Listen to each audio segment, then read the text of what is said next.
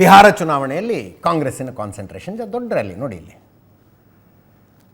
ಇಲ್ಲಿ ಅಕ್ಟೋಬರ್ ನವೆಂಬರ್ನಲ್ಲಿ ಎಲೆಕ್ಷನ್ನು ಈಗಾಗಲೇ ಕ್ಯಾಂಡಿಡೇಟ್ಗಳ ಲಿಸ್ಟು ಕ್ಷೇತ್ರವಾರು ಶಾರ್ಟ್ ಲಿಸ್ಟ್ ಆಗ್ತಾ ಇದ್ದಾವೆ, ಯಾವ್ಯಾವ ಕ್ಷೇತ್ರಕ್ಕೆ ಯಾರ್ಯಾರಿಗೆ ಕೊಡಬೇಕು ಅಂತ.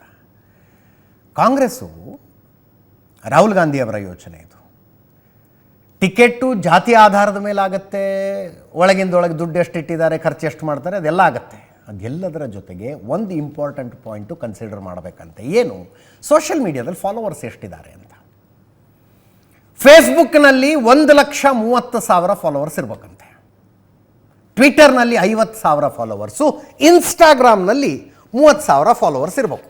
ಸೋಷಿಯಲ್ ಮೀಡಿಯಾ ಅಕೌಂಟ್ಗಳಲ್ಲಿ ಎಷ್ಟು ಜನ ಫಾಲೋವರ್ಸ್ ಇದ್ದಾರೆ ಅನ್ನೋದು ಬಿಹಾರದ ಚುನಾವಣೆಯಲ್ಲಿ ಟಿಕೆಟ್ ಪಡೆಯುವುದಕ್ಕೆ ಒಂದು ಇಂಪಾರ್ಟೆಂಟ್ ಮಾನದಂಡ ಆಗುತ್ತಂತೆ.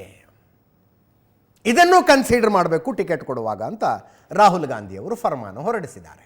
ಇದನ್ನು ನೋಡಿದರೆ ಕರ್ನಾಟಕದಲ್ಲಿ ತುಂಬ ಟಿಕೆಟ್ ಬೇಡಿಕೆ ಇಡ್ಬೋದು. ಇಷ್ಟು ಫಾಲೋವರ್ಸ್ ಇರ್ತಾರೆ ನಾರ್ಮಲಿ, ಕರ್ನಾಟಕದಲ್ಲೇ ಸಾವಿರಾರು ಜನರಿಗಿದ್ದಾರೆ ಇಷ್ಟು ಫಾಲೋವರ್ಸ್.